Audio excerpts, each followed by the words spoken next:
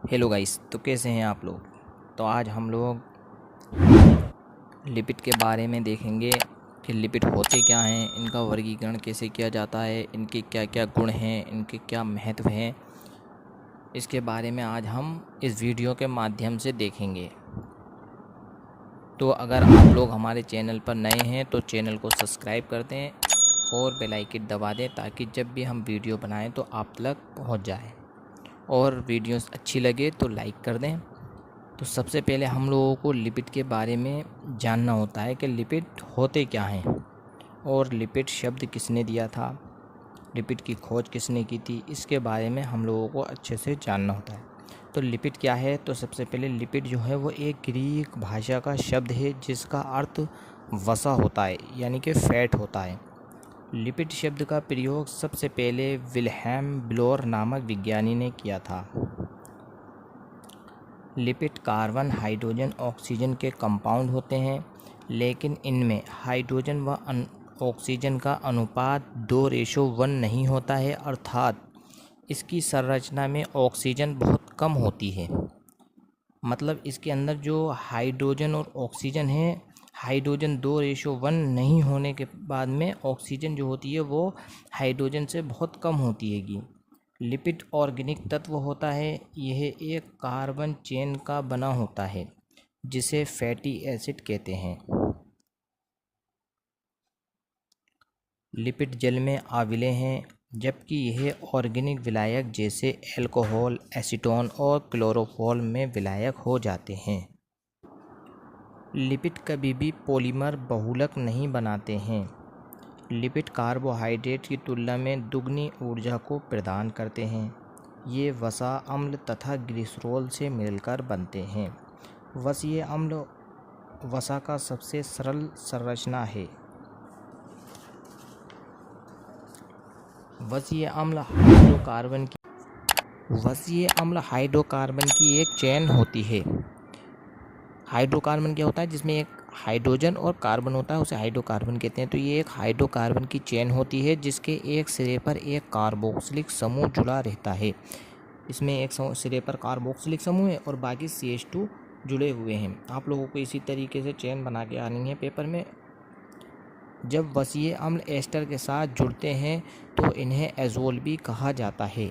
अब हम लोग वसीय अम्ल के प्रकार देखेंगे, यानी कि टाइप ऑफ फैटी एसिड। वसा अम्ल जो होते हैं वो दो प्रकार के होते हैं। एक होते हैं संतृप्त वसा अम्ल, सेचुरेटेड फैटी एसिड, और दूसरे होते हैं असंतृप्त वसा अम्ल, अनसेचुरेटेड फैटी एसिड। अब अनसेचुरेटेड फैटी एसिड जो हैं उनके भी दो प्रकार होते हैं। एक मोनो अनसेचुरेटेड फैटी एसिड होते हैं जिसको मूफा कहते हैं, और दूसरा जो होता है वो पॉली अनसेचुरेटेड फैटी एसिड होते हैं जिसको पूफा कहते हैं। अब संतृप्त वसा अम्ल, सेचुरेटेड फैटी एसिड, इनमें द्विबंध नहीं मिलता, ये सीधी श्रृंखला के रूप में होते हैं।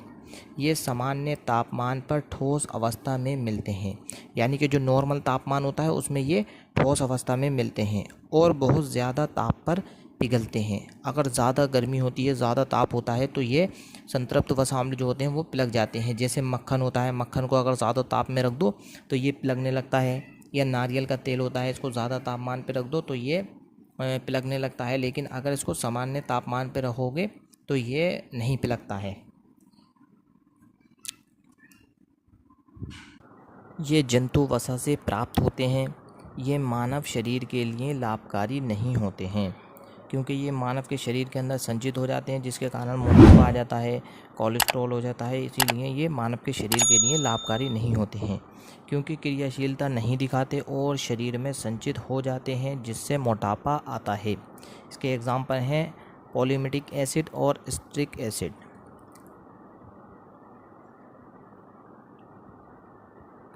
असंतृप्त वसा अम्ल, unsaturated fatty acid. Unsaturated fatty acid, इनमें द्विबंध मिलता है और एक से ज़्यादा चेन पाई जाती है। जहाँ द्विबंध मिलता है वहाँ श्रृंखला मुड़ जाती है। इसके अंदर जो होता है वो द्विबंध पाया जाता है और जहाँ पर द्विबंध होता है वहाँ पर श्रृंखला जो होती है वो मुड़ जाती है। ये कम ताप पर पिघल जाते हैं और रूम के तापमान पर तरल अवस्था में मिलते हैं, यानी कि जो कम ताप होता है तो ये पिघल जाएंगे, और जो सामान्य तापमान होता है, जो रूम का टेम्परेचर होता है, उस पर ये तरल अवस्था में मिलते हैं। ये पादपों से प्राप्त होते हैं, ये क्रियाशील होते हैं और ऊर्जा प्रदान करते हैं। इसका एग्जाम्पल है ओलिक अम्ल, लिनोलिक अम्ल और लिनोलेनिक अम्ल, आर्किडोनिक अम्ल। ये जो हैं वो असंतृप्त वसा अम्ल के एग्जाम्पल हैं।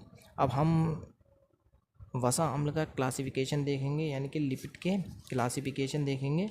तो लिपिड जो होता है वो दो प्रकार का होता है। नंबर फर्स्ट जो है वो है सरल लिपिड और नंबर सेकंड है जटिल लिपिड। सरल लिपिड जो होता है ये सिंपल लिपिड में वसीय अम्ल के साथ एल्कोहल समूह रहता है। सरल लिपिड जो होता है इसमें वसीय अम्ल के साथ एल्कोहल समूह रहता है। ट्राइग्लिसराइड, बी वैक्स, यानी कि जो मधुमक्खी के छत्ते के अंदर मोम होता है वो, एयर वैक्स, कान के अंदर कुछ मोम चिपचिपाहट सा निकलता है, वो भी सरल लिपिड होता है, जिसे सिरुमन कहते हैं। कणमोम जो होता है उसको सिरुमन कहते हैं, ये भी सरल लिपिड है। अब जटिल लिपिड, इस प्रकार के लिपिड में वसीय अम्ल से एल्कोहल जुड़ा रहता है और साथ में कुछ और समूह भी पाए जाते हैं। ये दो प्रकार के होते हैं, फॉस्फोलिपिड और ग्लाइकोलिपिड। फॉस्फोलिपिड ये फॉस्फेट समूह और लिपिड मिलकर बनते हैं, जैसे लिसिथिन। लिसिथिन क्या होता है, जो हमारी फेफड़ों के अंदर कुपिकाएँ होती हैं, फेफड़ों की कुपिका के अंदर एक लिपिड पाया जाता है जिसे लिसिथिन कहते हैं, जो फेफड़ों की कुपिकाओं को सिकुड़ने से बचाता है। और दूसरा है ग्लाइकोलिपिड।